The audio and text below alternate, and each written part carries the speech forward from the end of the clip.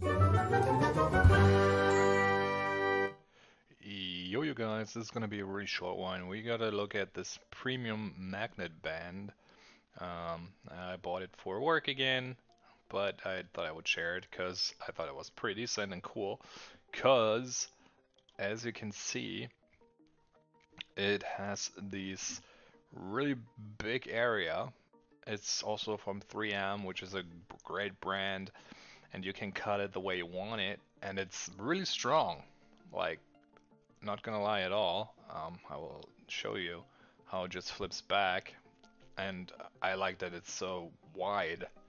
And you can actually cut it too if you need it in a different size, but it gives you so much more freedom and creativity to use this in class. So I thought I had to share that because I don't know, it's something you don't see that very often. But yeah, that's gonna be it for today's video. As I said, a short one. I will see you in the next one. I'm Badger and I'm out.